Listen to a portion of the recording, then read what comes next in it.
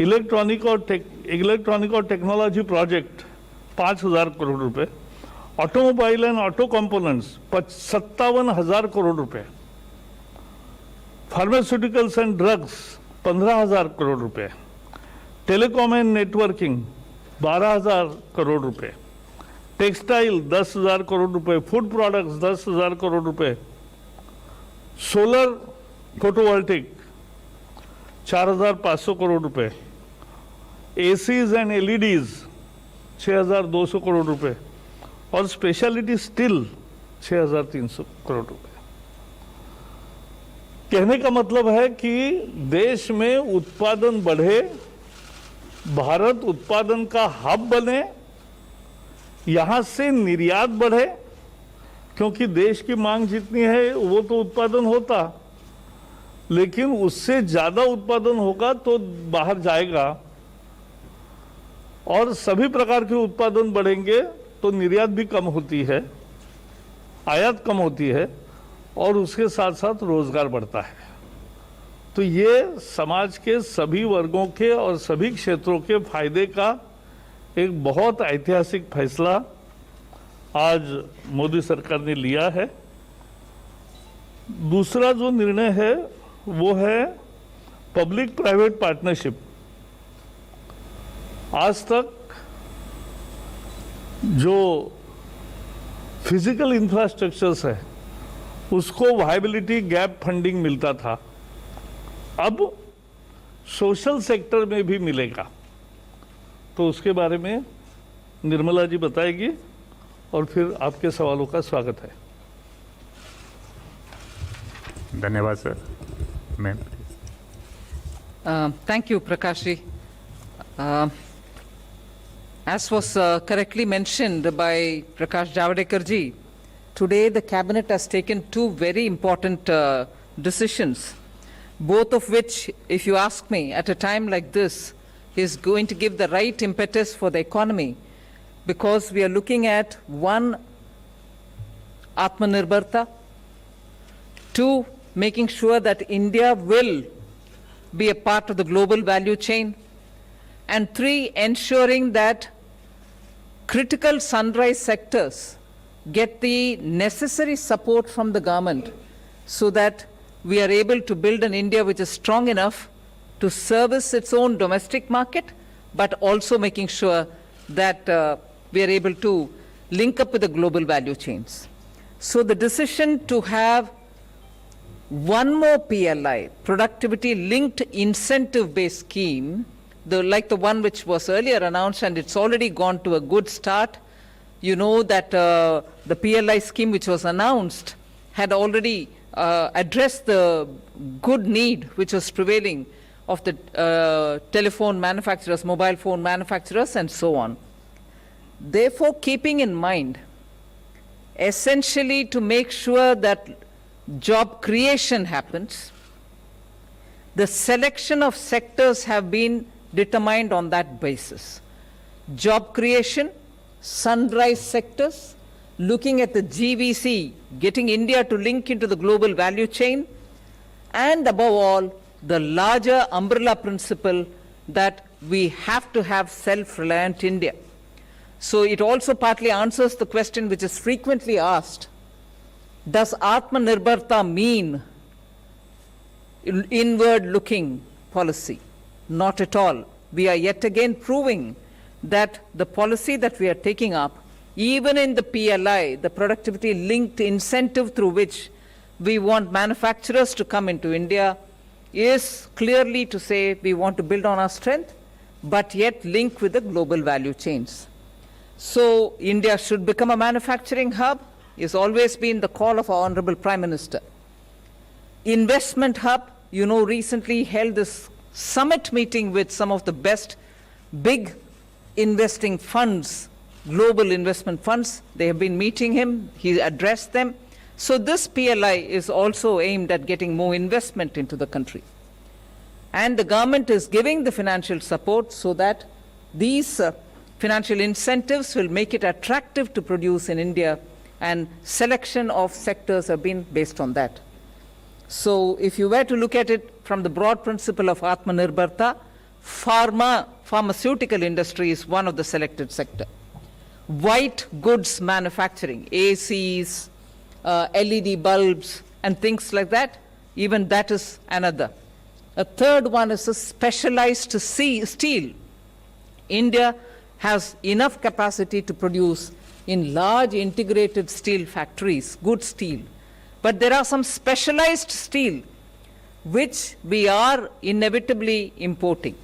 So when we give incentive for having a productivity-linked incentive scheme for manufacturing of specialized steel, we expect that our need for specialized steel for producing such commodities which can be both addressing the demand which exists within the country and also aim at exporting such products which require specialized steel. So from the point of view of Atamnirbharta, the selection of these sectors have been pharmaceutical, white goods manufacturing, and specialized steel. But if you were to look at it from the global value chain through which we want our manufacturers to also get into the global value chain, again, pharmaceutical, which gets covered under the Atamnirbharta, is also one.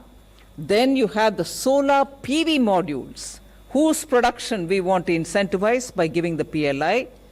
We also have the telecom and networking equipments, for which we'll give PLI. And then, more importantly, manufacturing of automobiles and automobile components. So if you're looking at getting into the GVC-based arguments, these are the sectors which have been chosen for the PLI, which is going to get covered through this announcement. Labor intensive, yes, we have used that measure also. Textiles and food get covered under that. So this package of the PLI covers 10 different sectors, and I'm glad to say, initiated of course by Niti Aayog, Finance Ministry has worked together with these many ministries, MeitY, heavy industries, pharmaceutical, telecom, textiles, food processing, new and renewable energy, DPIT, the Industries Ministry, and also the Ministry of Steel.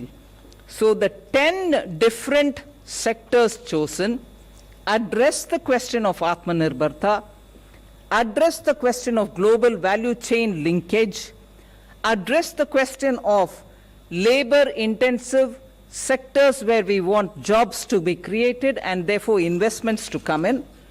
Above all, sunrise sectors. Sunrise sectors in which India has grown into specializing. What are they? Advanced cell chemistry, planning for advanced cells, and the entire chemistry which goes with it will all be invested in, and therefore productivity linked incentive will be provided for that. Broad spectrum of things which come under electronics. High efficiency solar PV cells are all sunrise sectors which are also part of this set of 10 sectors for which the current announcement of the PLI is applicable. Prakashji rightly said, over the next 5 years, this is going to be estimated, this is today estimated, that the new PLIs that we are bringing in for these 10 identified sectors will involve an expenditure of about 2 lakh crores. So this is something which we are very happy to announce that the Cabinet has given clearance for this. And on this, immediately, the concerned ministries and departments will be implementing it. They all have had enough discussions to know how to go about it. They will start it. The final proposal of the PLIs of the individual sectors will be appraised by an empowered group, which is the Finance Committee, Empowered Finance Committee, and then approved by the Cabinet for each one of them. So this is something which I think will immediately give an impetus for greater investment and also strengthening these sectors. So that's about the PLI. The other is one continuation of a scheme which exists, but also revamping it to an extent that the financial support which has been extended all these years from 2006 of viability gap funding or providing a viability gap fund for economic infrastructure will now be extended even for social infrastructure. From 2006, that this scheme which exists of the viability gap funding, where 20% of the total project cost was given as the viability gap fund by the central government, 20% of the total project cost which was given had continued from 2006. We shall continue that.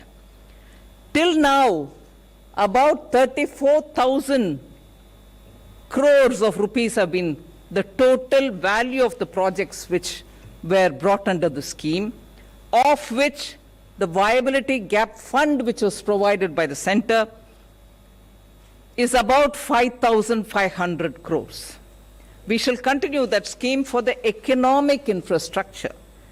But what is now being offered is under two different schemes, viability gap funding for social infrastructure. What are they?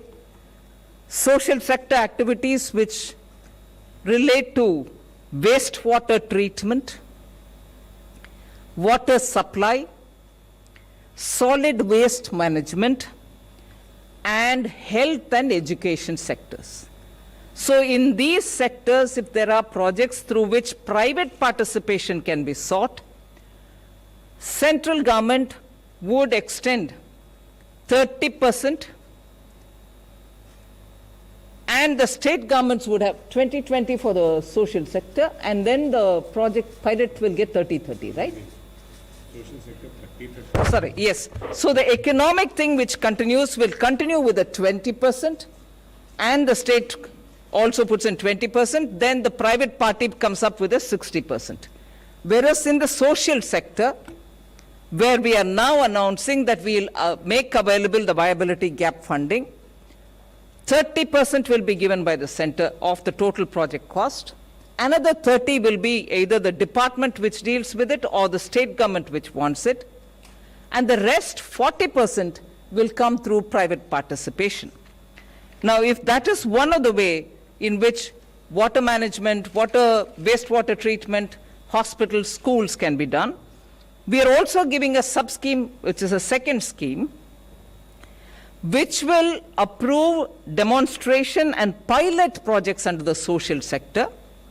In this, we are willing to provide, together with the state government or the department considered, up to 80% of capital expenditure and up to 50% of operation and maintenance costs. So this one would be for any pilot measures which anybody wants to take up or demonstration projects.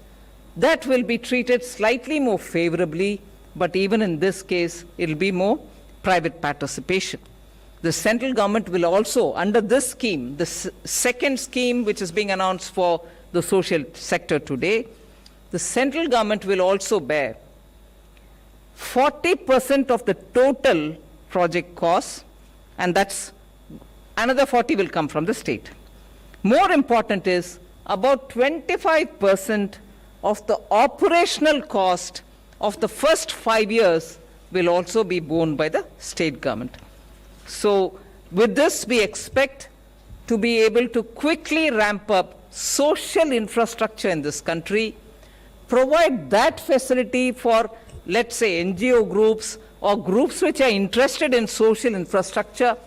Government will extend what till now has been given only for the economic infrastructure. The core sector infrastructure will now be available for them also and for the social sector also.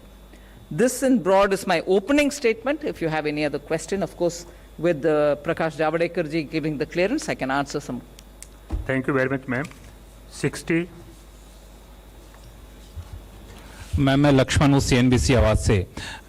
मेरा सवाल यह है कि production linked incentive scheme के तहत जिन 10 sector को incentive दिया जाएगा, इसमें 2 केस आ रहे हैं। एक केस तो सपोज करिए कोविड की वजह से उन्होंने प्रोडक्शन अपना हॉल्ट कर दिया है या फिर नहीं किया है, तो क्या उनको भी मिलेगा, उनका बेस क्या होगा? और दूसरा, कोई नई यूनिट ग्रीनफील्ड प्रोजेक्ट लगा रहे हैं, तो क्या वो भी PLI का फ़ायदा उठाएंगे? और पहले से भी PLI कुछ सेक्टर में है, क्या ये स्कीम उससे अलग है या फिर सेक्टर को इंक्लूड किया गया है? अगर ये 10 जो आज अनाउंसमेंट हुआ सेक्टर्स को बिलोंग करते हैं तो वो अप्लाई कर सकते हैं, बिल्कुल। मगर अगर वो ग्रीन फील्ड है, अभी फ्रेश अप्लाई कर रहे हैं, वो बिल्कुल अप्लाई कर सकते हैं। मगर जो पहले से हैं उसके बारे में वो अप्लाई करने में हमें पता चलेगा कि वो कौन सा कैटेगरी वाले। 22. जावड़ेकर सर, एक सवाल था जो फैसला आपके मंत्रालय ने किया है online news portals. Please focus on the cabinet decision. Okay. 30. ऐसा है, आपकी उत्सुकता मैं समझता हूं, कल मैं इस पर जरूर बोलूंगा। Ma'am, Rituparna from CNBC this side. You have announced for the 10 sectors the budget for PLI for the next 5 years, right? So will there be a limit to the number of companies which can apply for each sector? And if so, if there is an additional requirement, will the government then give additional funds to that particular PLI related sector? At the moment, we've not capped the number of companies which have to apply. Obviously, once they apply, we'll see what is the offtake is like. Number 9. Parsa here. I just wanted to know, in this production-linked incentives, are there any quantifiable for each sector or for each company? Does it increase or decrease over the years? Are there any what? The quantifying, if some unit comes in a certain sector, what is the kind of